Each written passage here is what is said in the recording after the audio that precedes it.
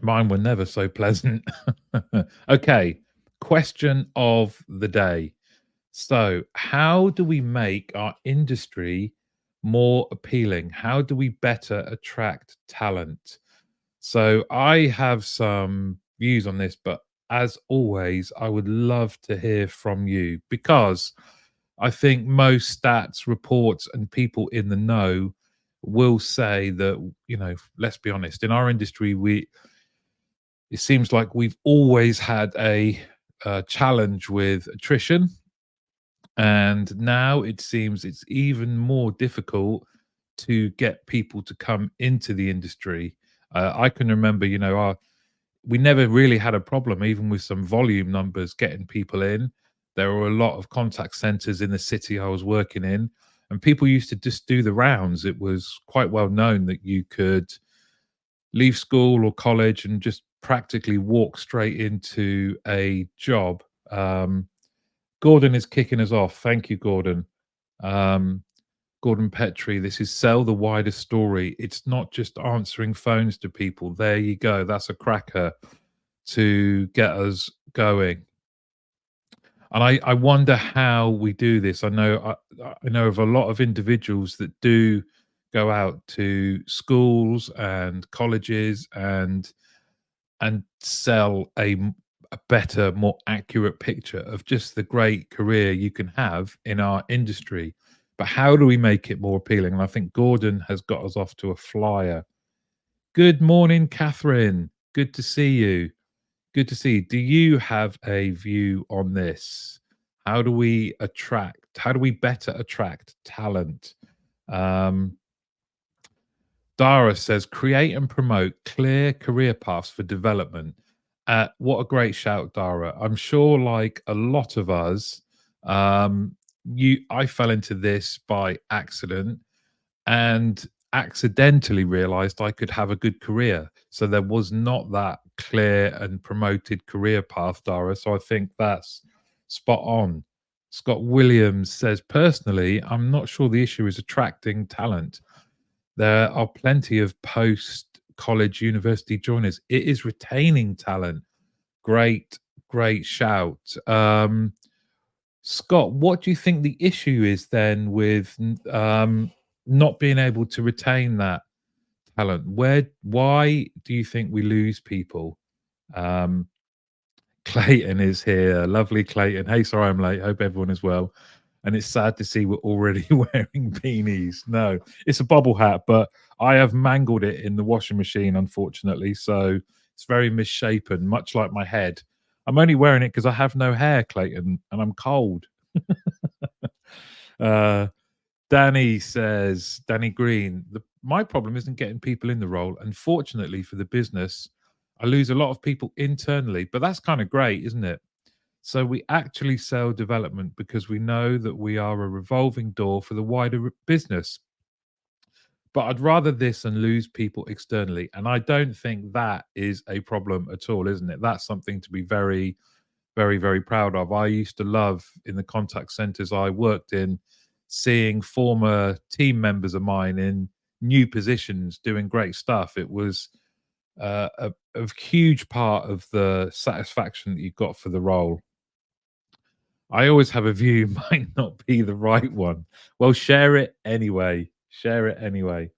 Uh, Spencer, I love this. Inclusive recruitment practices support people with disabilities and actively participate in job fairs and events aimed at this community. That's brilliant. Use inclusive language in job postings and ensure that the application process is accessible to everyone. We are made better by your presence, Spencer. Um, Purely, well, not just purely, but because of things like this.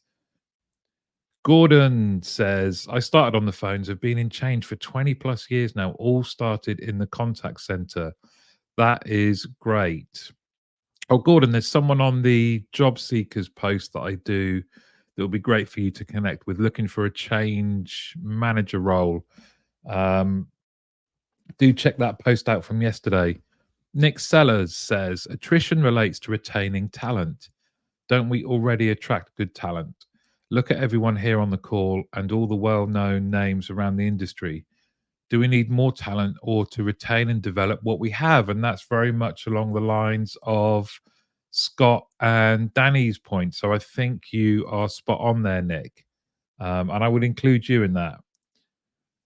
Pete Dunn, all round legend, says build a good culture, provide solid reward and recognition, not just the expected annual bonus, offer competitive salary. I do think that's often overlooked in these discussions. Offer competitive salary packages, an opportunity to progress and build new skills. Um, I agree. Tell the agents why they're there. What's their purpose? Again, a great point. Operationally, that's something I used to do very regularly. That there is a greater purpose that they are contributing towards. Now, agents tend to be grads, so they are not so turned on by wear a yellow t-shirt Fridays or pizza Mondays. They want to know how this job will be a rock bed for their success. Very true. It's kind of we have to evolve it past this parent-child relationship. Whilst there's always a place for silly games, you need to offer people more and basically professionalize the industry, is what you're saying, Catherine, isn't it? Clyde, I feel we can do better in selling the skills people will learn inside contact centers. You grow up very quickly, and the skills learned can be used for the rest of your life. So true. I think if you can thrive for any length of time in a contact center, especially if you're customer facing or one of the front end sort of support crews, support teams, you can apply those skills to every facet of your future working life and indeed your own life. Um, Payda says invest in gamification. Good comms, very good, Pete, very good. Training. Stop making decisions that result in more work, cognitive load for frontline teams. Yeah, very, very true. And Nick, you are welcome. Uh, Nick Holmes says, I agree with Scott. The issue is driven by a general approach to managing people rather than understanding our people on an individual basis. Get to know their goals, ambitions, targets, and follow up with engagement that reflects that. Yeah, really, really good point. And it is a little bit of a shame, don't you think, that I think the pandemic forced everyone into getting to know their teams, regardless of size of their team, on an individual basis, because we had to equip them and we had to know far more about their personal situation. And that often, I think, for the first time for a lot of people, opened up conversations about what people wanted for being in the industry, what they wanted from being in the industry, rather. Uh, Spencer says, ensure that all software and systems used in the call center are accessible. This includes screen readers, voice recognition software like Dragon, and other video relay service assistive technologies that can help employees perform their roles effectively. Yes, Spencer, brilliant. Thank you. Um, Kerry Sudale says from Sudale Recruitment says training is a key part of it. Invest in great training, spend time, tailor the training, keep them looped in on projects on the horizon. Love that. Their involvement and listen to them. This is about retaining. They will recommend and be an advocate for the industry being in there.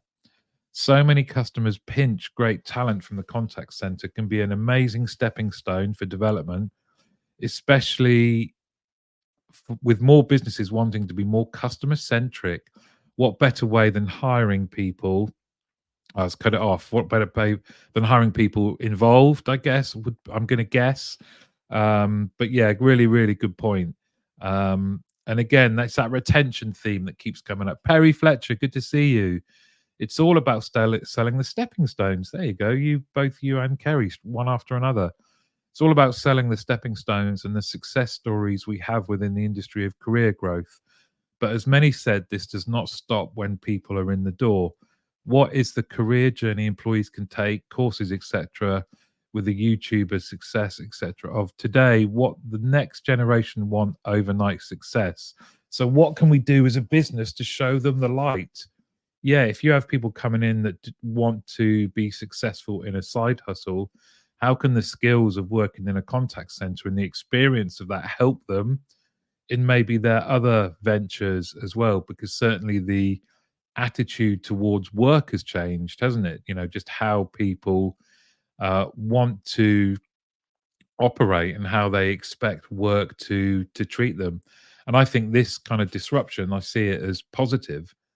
There are people who come into the industry very young who aren't going to accept some of the practices that we had to do, or I had to do when I started. It was very much parent child. I found things out by myself in terms of what was possible. Um, Nick Sellers says there are so many great examples of people joining at a level and then moving to wherever their ambition and ability took them, upwards, sideways, into specialist roles, from frontline to supporting services, into client facing roles, etc. And so much of it is often based on someone spotting their potential that they might not even recognize. So having great managers. But Nick, that's a good point. Spencer with another cracker here. Establish mentorship programs and support groups for employees with disabilities. This can foster a sense of community and provide valuable resources for professional growth. Yeah, that's absolutely brilliant, Spencer. Nick says it is a career, not a job, or can be if we choose this. And I wonder if that language is important right from the offset. If we're just talking to them about how to do the job rather than this is the start of what could be a brilliant career in our industry, and this is just the starting point. Um, it might not be for everyone, of course. Dara says, as a previous person said, openly encourage progression from the contact center into the wider business. Leaders should be recognized, perhaps targeted for developing their people. I spoke to this is a great point, Dara. I spoke to someone in the community who has now progressed to be a senior leader. And he said very early on, the contact center he was at, his main target was to um, progress people into other areas of the contact center. That was the number one KPI that he had, and he took a great deal of pride in doing that, and it led to definitely retention. So, given all of your comments, my question may have been better worded rather than attracting talent, which based on your comments doesn't seem to be a challenge, but it's rather more on retention. How do we retain great people in our industry?